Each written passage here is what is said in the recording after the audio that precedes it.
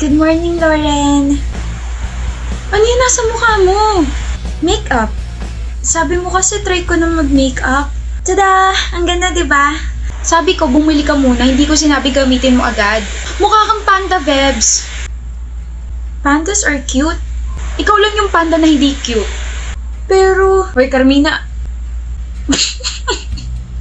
Ba't ka tumatawa, Rabi? Ano klaseng mukha yan? Pangit!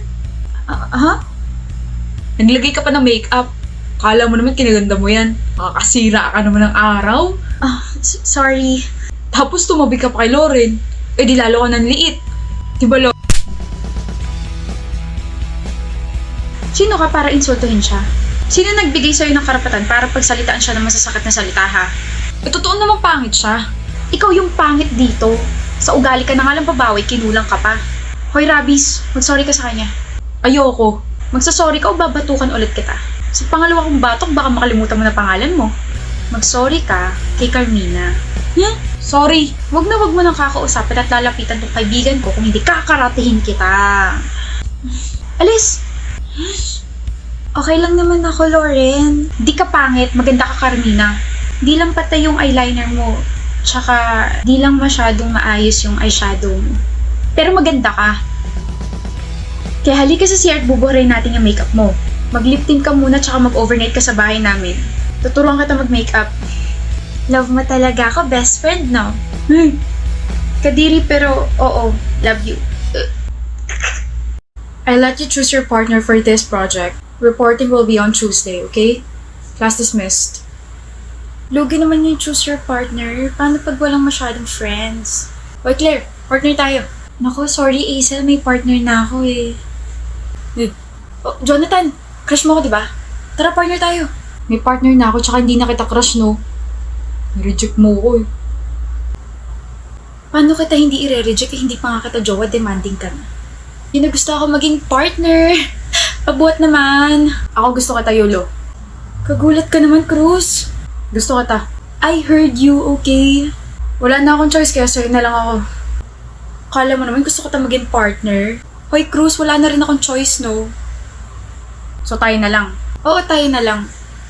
Teka, bakit parang tunog kadiri yun? Hindi kita gusto. Gusto ko lang tusukin yung mata mo, Anton Cruz. Wala naman ako sinasabi, Hazel Yulo. Tsaka hindi rin kita gusto, no? Ingay mo, ang gaslaw mo, ang siga mo pa. Mas lalong hindi kita magugustuhan dahil bakit parang walang mali sa'yo? Nakakairta naman. Ang ingay nyo, bakit hindi na lang kaya kayo? Kami ni na kaya. Partner na namin ang isa't isa. Yun ang ibig naming sabihin. Ano? Your place or my place? Cruz, hindi pa ako ready sa mature roles. Uy. Gagawa tayo ng project. Isip mo bulok. Mas bulok ka. May pagganon ka pa kasi. Pwede namang sa cafe na lang malapit dito sa school. Don't be late tomorrow, ah. Tell that to yourself. Huwag mo ako masyadong isipin para hindi ka madistract bukas. Hirap naman yung gusto mo. Ngayon pa nga lang, nadidistract na ako sa labi mo eh. Shucks, ano ba yung sinabi ko? Ba yan? Tagal mo. Na-traffic ako eh. Lakas mo sabihin wag ako mali, tapos ikaw pala itong malilate. Bakit? Nadistract ka, kakaisip sa akin, no? Aray! Bakit? Nauntog yata ako sa sobrang kapal ng mukha mo. Don't do that prank again. Arte mo, nadulas ka lang. Grabe ka mag-alala, ah. Friends na ba tayo? Friends? Baka magulat ka kapag nalaman mo mas malalim pa turing ko sa'yo. Frenemy. Ano? Frenemy yung turing mo sa akin. Pas ganun din ako sa'yo. Katukin mo nga ulo mo. Baka sakaling gumanda takbo ng utak mo at malaman mong gusto kita. Ano raw? I sent you the file that I found. Ang haba pala ng pilik mata mo, no? I know. Huh? Huh? Ano na lumalabas sa bunganga ako? You've been staring at me for 2 minutes already. Gwapo na ba ako sa paningin mo? Gwapo ka naman talaga. Kaso marami nagkakagusto sa'yo. Yuck! Yan naman. Nakaka-intimidate ka maging boyfriend, ganun. Nai-imagine mo pala kung paano ako maging boyfriend, ah? Huh? Huh? Gusto mo ba subukan natin kung nakaka-intimidate pa talaga ako maging boyfriend? Cruz! Mawawala yung pag-overthink mo sa assurance na ibibigay ko sa'yo na ikaw lang para sa akin, Yulo.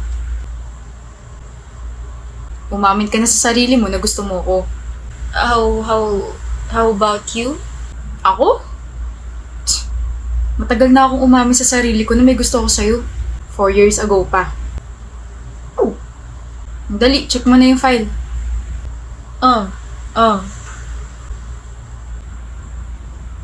Hep! Baka di mo na ako pinapansin. Wala. Hazel. Wala nga, Anton. Dahil ba to sa pag-amin ko 2 weeks ago? Hindi ako magsusorry sa confession na ginawa ko. I just want you to know na totoo yun. Matagal na kitang gusto. Sorry, Anton. Hindi kasi pwede. Bakit di pwede? Ayoko ma-distract. Distraction lang talaga ako para sa'yo. Oo. Okay, Yulo. I take it back. Hindi na kita gusto. Kalimutan mo na lang lahat ng mga sinabi ko. Pati na rin lahat ng mga interactions natin. Bakit di na kayo nagpapansin ni Anton? Wala na ba kayong love and hate relationship? Mukhang si Jaira na kinukulit niya ngayon Yaan mo siya. Baka sila na. Hindi sila. Okay, huwag ka magalit.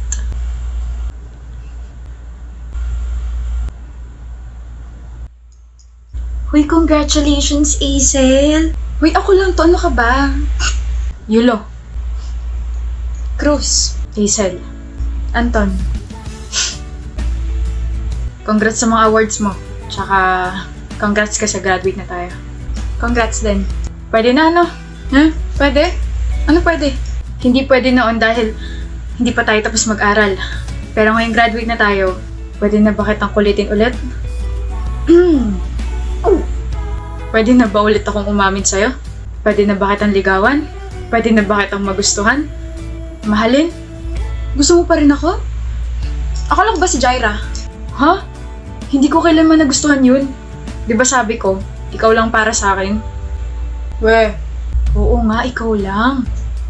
Yulo, huwag masyadong lumaki ang yulo mo Mayabang ka pa naman kapag may umaamin sa'yo. Sa'yo lang naman nawawala angas ko eh. Di nga ako nakaubra nung umamin ka 7 months ago. Ngayon pa kaya na gusto na rin kita. Hindi ka, papakilala ka sa parents ko. Agad? Di ba nanliligaw ka? O ligawan mo na agad sila. Don't worry, pwede na akong magka-boyfriend. Maayos ba ako, Yulo? Bob, Hazel? Maayos ba ako tingnan? Maayos ka, kaya halika na, Pogi. Time na para ma-intimidate ka sa kanila. Yulo naman! Good evening, love. How's your day? Sobrang pagod.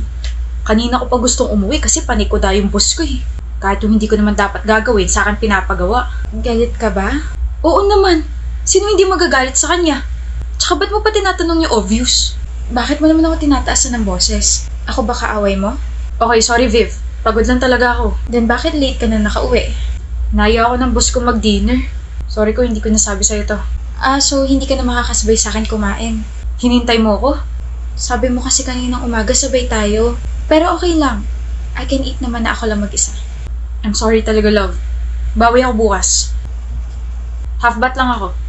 Sige, sandali. Ang bango ng perfume mo. Bumili ka ba ng bago? No. Pabango mo to. Talaga? Yep. Bango, diba? Nakalimutan mo na ba? Yung mga ginagamit kong pabango, yung mga katulad ng sayo, yung mga matatapang, never ako gumamit ng vanilla scent o kahit na anong pambabaeng pabango. Love, kasi napadikit kasi sa akin yung boss ko during dinner. Sa kanya yata tong pabango na naamoy mo. Then bakit ka nagsinungaling? Para hindi ka na mag-overthink. Look, Viv, nagbago na ako. Hindi naman na kita lulukohin. Hindi na ako ng bababae. I swear napadikit lang yung boss ko sa akin. What did you say? Napadikit lang yung boss ko sa akin. Hindi, nagbago ka na. Hindi mo na ako lulukohin. Hindi ka na ng bababae. So, ibig sabihin, ilang beses mo na ako niloko dati. Tama pala yung hula ko. Viv, wait. That was a year ago. Nagbago na ako, Viv. Viv, huwag kang lalapit dahil nagsisimula na ako mandiri sa'yo. I asked you a lot of times. I gave you a chance to tell the truth. Pero totoo pala talaga. Sinabihan mo pa ako na nahihibang na ako na gawa-gawa lang yun ang utak ko. Kahit siguro ilang beses mo sabihin na nagbago ka na, Kahit ilang beses kang mag-explain, hindi na mawawala sa utak yung sinabi mo. Ano pa ba tinatago mo, Ambrose? Wala na. Wala na akong tinatago. See? Hindi na ako naniniwala. No. I can't marry you. Viv, malapit na yung kasal natin. At malapit na rin akong maubos, Ambrose. I really can't marry you. Viv, Lord, bakit naman po lahat ng mga kaibigan ko ay nakikipagbalikan sa ex nila?